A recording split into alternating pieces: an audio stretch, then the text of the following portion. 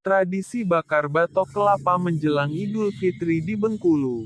Kawan GNFI mungkin sebelumnya sudah mengetahui bahwa salah satu tradisi dan budaya yang selalu dilakukan oleh masyarakat suku Serawai, Kabupaten Bengkulu Selatan, Bengkulu, untuk menyambut Hari Raya Idul Fitri. Tradisi tersebut dikenal dengan tradisi bakar gunung, atau disebut ronjok sayak. Sayak sendiri memang diartikan sebagai batok kelapa dalam bahasa Batak. Bakar gunung ini bukan diartikan sebenarnya membakar gunung, tetapi terlebih pada soal penamaan saja. Bakar gunung ini dimaknai dengan pembakaran batok kelapa kering yang ditumpuk menjulang lebih dari 1 meter seperti tusuk sate layaknya gunung menjulang tinggi. Bagi kawan GNFI yang berasal dari Bengkulu, kala asap mengebul di depan rumah-rumah warga, sudah menjadi pemandangan umum. Apalagi zaman dulu belum ada listrik sebagai penerangan. Jadi pembakaran batok kelapa ini jadi penerang sebagai bentuk sukacita menyambut Idul Fitri. Kata Sekretaris Bengkulu Heritage Society, BHS Asnodi Restiawan dikutip Republika. Konon, tradisi ini sudah berlangsung sejak ratusan tahun lalu. Hingga GNFI menerbitkan artikel ini, belum diketahui secara pasti sejak kapan tradisi ini dimulai. Yang pasti, cara penyebaran agama Islam di negeri ini memang selalu dilakukan dengan cara yang menyenangkan oleh para nenek moyang kita. 1. Api Jagau. Sebutan bakar gunung lainnya. Belakangan diketahui bahwa tradisi membakar batok kelapa ini juga disebut dengan istilah api jagau. Dalam bahasa Serawai, api jagau diartikan sebagai api yang menjaga. Teknis pembakaran batok kelapanya sama dengan ronjok sayak. Hanya saja tingginya lebih spesifik, yaitu harus 1,5 meter. Nantinya batok kelapa yang menjulang itu diberi nama lunjuk. Uniknya, setiap rumah hanya boleh menyalakan 1 lunjuk. Alasannya, sebagai wujud perlambangan keesaan Allah SWT. Kalau pandemi COVID-19 tidak terjadi, biasanya masyarakat juga akan berkumpul di masjid sambil membawa kuliner khas Bengkulu berupa lemang bambu dan tapai ketan hitam.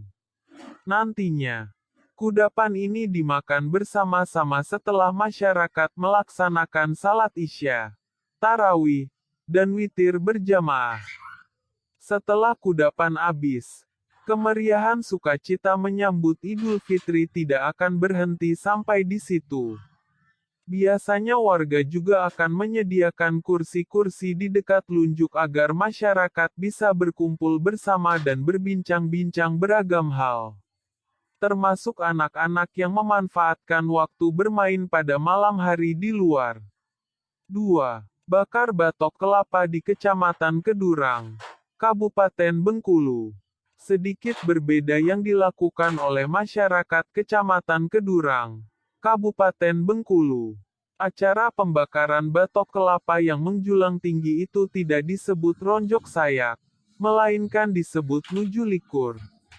Dalam bahasa lokal, nuju likur diartikan sebagai 27. Jadi, kemeriahan pembakaran batok kelapa di sana justru sudah terjadi pada malam ke-27 Ramadan. Sebagai tanda bahwa puasa tinggal 3 hari dan masyarakat akan turun dari kebun untuk mempersiapkan diri menyambut Idul Fitri. Maksud turun dari kebun adalah pemaknaan bahwa pada zaman dahulu sebagian besar masyarakat berprofesi sebagai petani.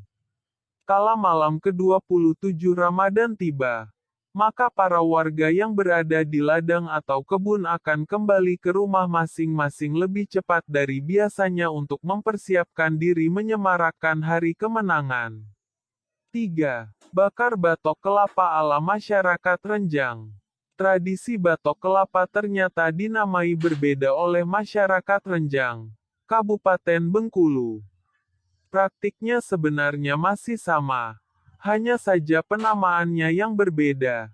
yaitu disebut Opi Malam Likua.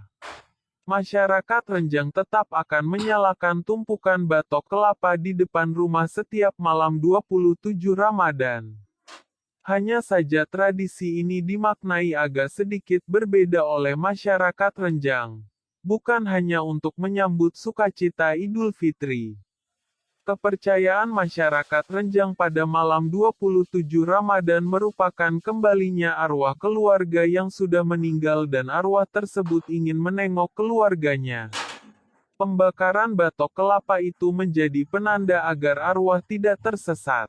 Jika tersesat, maka arwah leluhur tersebut dipercaya tidak akan tenteram karena tidak bisa menemui keluarganya. Kepulan asap dari hasil pembakaran batok kelapa itu memang semakin menambah kesan magis di langit Bengkulu. Suasana ini juga menjadi ciri khas keeksotisan warga Bengkulu.